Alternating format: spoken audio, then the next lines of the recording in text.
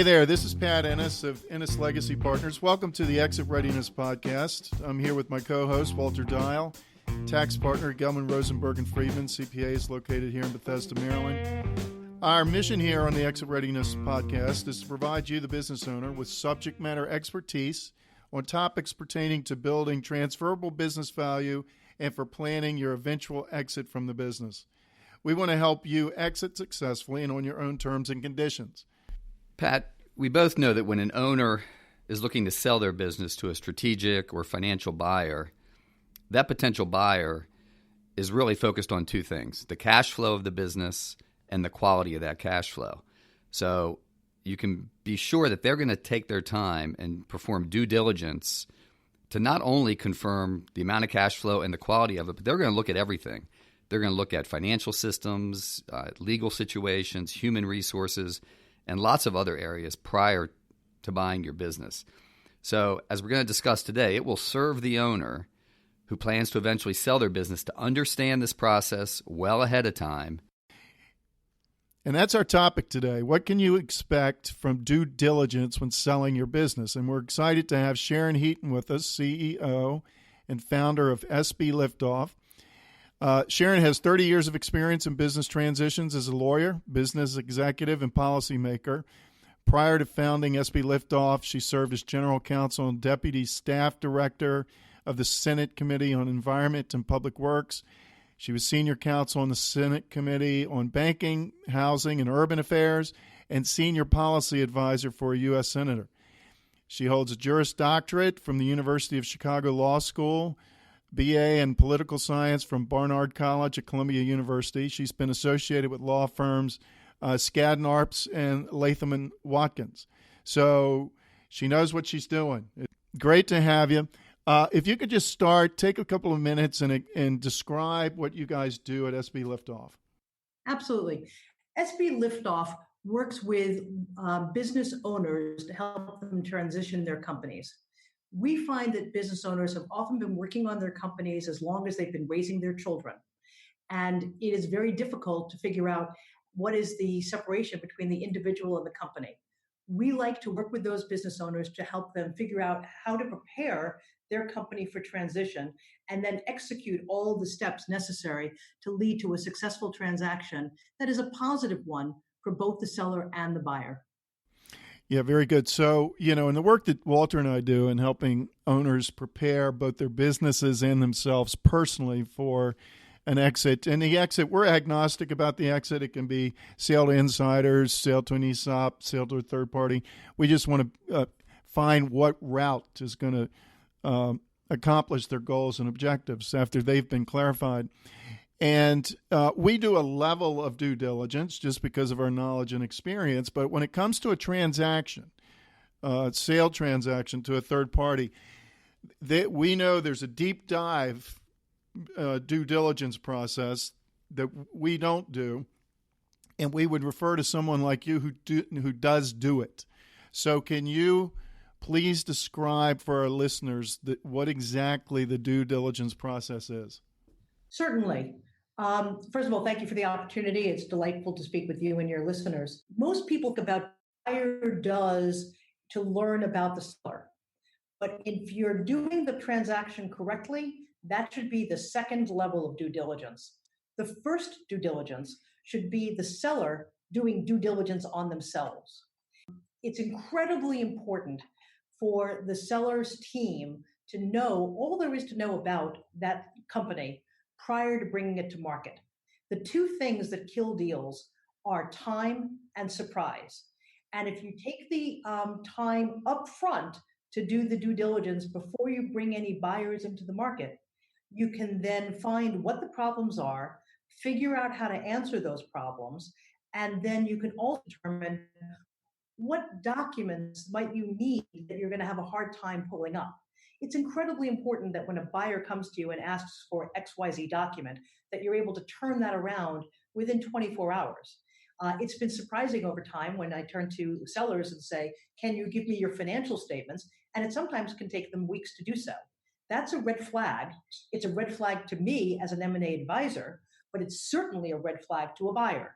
So it's the opportunity to get that kind of information in the door and understood and absorbed early, so that by the time that your buyer comes along, it is as slick and as smooth a process as it can be. So Sharon, it sounds like you definitely recommend that to business owners that they conduct their own internal due diligence prior to getting anywhere near a deal table. That's completely right. I think it's incredibly important for the seller to be able to look at their company, not the way that they've been looking at it over the last several years, but rather the way a buyer might. And that's where having a fresh set of eyes is so incredibly important. You need to look at your company, not the way that you've been looking at it over the period of time, but rather the way a buyer is going to see it. And a buyer is going to look at it differently. The only way to get that perspective is to do due diligence on your own company prior to bringing it to market. Yeah, and I imagine, if they don't do that, their deal could definitely be negatively impacted, right? That's completely correct. The things that kill deals, as we said before, are surprises and time. If the buyer asks a question that the seller doesn't know the answer to, that answer could come up in a negative way. There will be some negative answers. There's no perfect company.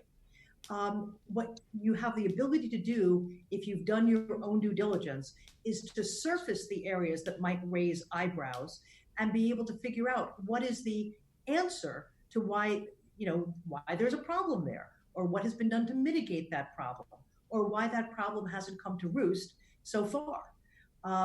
But if it's something that the seller gets caught unawares when the buyer asks the question, that almost never works out well. The other is that buyers will ask for materials that the sellers may not readily have.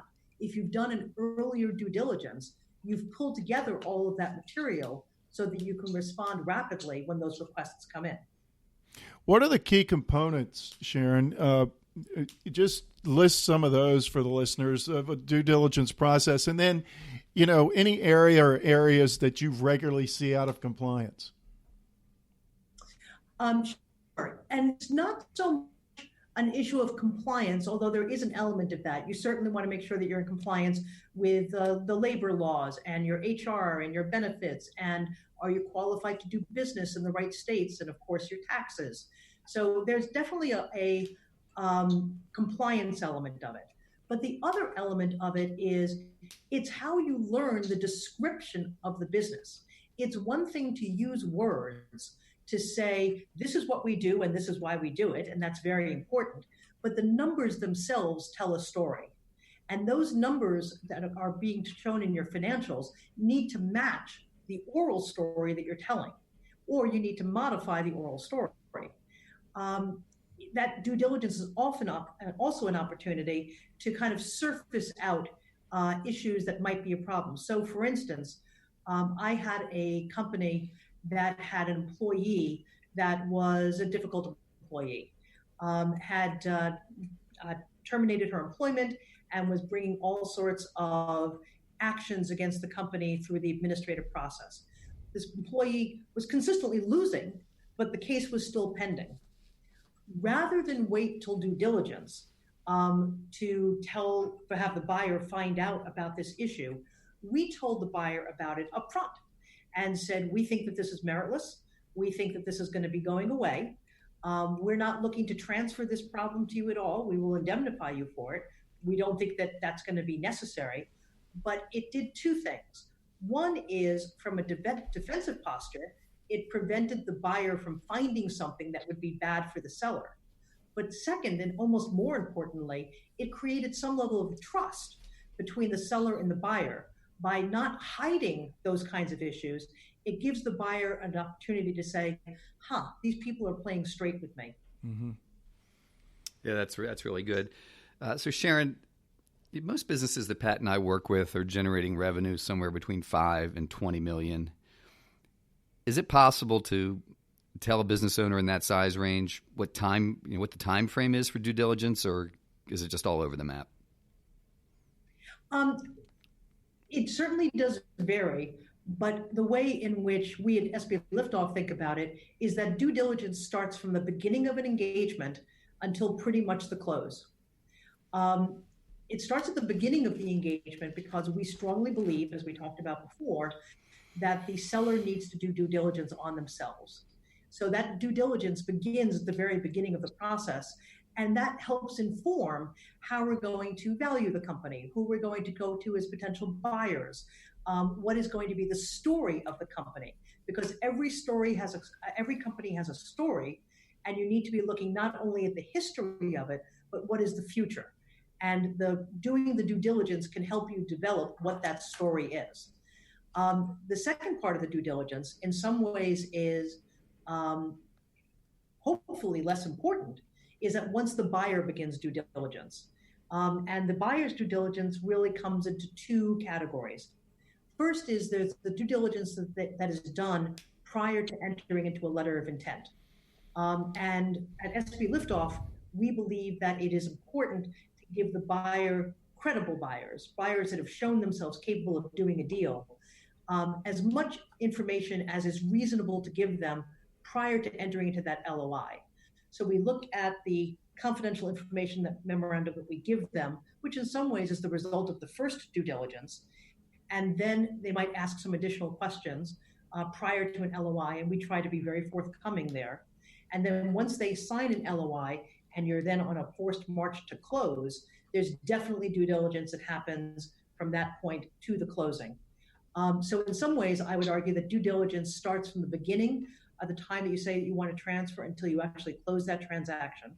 The preparation period before you go to market could be as long as 3 months, because it's very helpful to have third parties come in with a fresh set of eyes to look at the materials so that they can look at it the way a buyer might. And then hopefully the due diligence, once a buyer gets there, will be a little bit faster.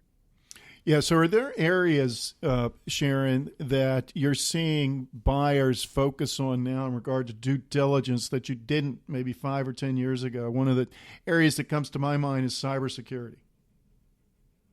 Well, you're completely correct. And cybersecurity is actually a part of a slightly larger category, which is technology generally. Certainly, buyers are looking at cybersecurity to make sure that, how hackable is their system and where do they keep their documents and those kind of security issues, particularly when it comes to anything that's financial. But buyers are also very interested at this point in technology upgrades generally. So I have a client that put in a Timberline accounting system in 2006. One of the questions that we're dealing with is, what have there been upgrades made to the system since 2006? Has every one of the patches been done? That's a question that we probably wouldn't have gotten 5 years ago. It's a level of sophistication and detail that we don't generally see. So the technology infrastructure is very important. I'm also seeing more questions related to policies and procedures than I've seen before. People have really begun to understand that if you don't have it written down, then it might not actually exist. So the fact that the company does things in a certain way from A to B to C to D is very helpful, but sophisticated buyers will often want to say, have you written that down? And can you show that to me so that if, God forbid, somebody gets struck by lightning, the next person knows how to come in and do that? Or is all the intellectual capital in the heads of specific people? So that's another area. The last is, it used to be that a quality of earnings analysis was something that was really done only in larger deals. And I'm now seeing quality of earning analysis being done for companies in the $15 to $20 million enterprise value range. Yeah, so time and you need plenty of time and you don't want any surprises. What other general advice or wisdom would you share with listeners about due diligence as we close here? I would suggest that a seller, prior to putting their company on the market, take a vacation. They need to be well rested. They need to be relaxed, because this is a process. This is not a sprint. It is a marathon. Right. It's not going to go on for 2 or 3 weeks. If you're doing it incredibly quickly, it goes on for 4 or 6 months. More likely, it's going to go on for 9 or 12 months. So you've got to be prepared for that. The other part is don't take it personally. Buyers are going to be asking questions because they simply don't know. And sellers sometimes get offended, saying, why are you questioning me about how I run my business? Well, they're questioning you because they're getting ready to write a fairly big check to you, and they want to make sure that they know what it is they're buying. So sellers who don't take it personally, but rather can answer the questions in an upfront way, both are more successful in the transaction and cause themselves less heartburn. Very good. Thank you, Sharon, for joining us today. This has really been very, very informative. Pat and I are, it's just a great opportunity for us to interact with professionals like yourself, and I think our listeners get some really, really great knowledge, and today was certainly an example of that. So thank you very much. How can our listeners get in touch with you? We have a website. It's sbliftoff.com. Our theory is that sellers need to lift off to their next goal in life. So we are very into helping the buyers think about, telling the sellers think about not the business being an end, but rather the opening of a new chapter in their life. So you can reach us at sbliftoff.com. My telephone number is 202-494-9942. Great. Thanks again for joining us. This has been fantastic. Thank you. Thank you. And listeners, if you'd like to reach out to either Pat or me regarding building the value of your business or planning your exit, you can reach Pat at 301-859-0860. And you can reach me at 301-951-9090. And make sure to check out exitreadiness.com, where you'll find an online exit planning course. And make sure to tune in to our May 30th podcast, where we're going to have the privilege of speaking with John Warlow, author of Built to Sell and the Automatic Customer. We're going to ask John, why should a business owner build to sell? So it should be a fantastic podcast. Until next time on the Exit Readiness Podcast, this is Walter Dial and Pat Ennis signing off.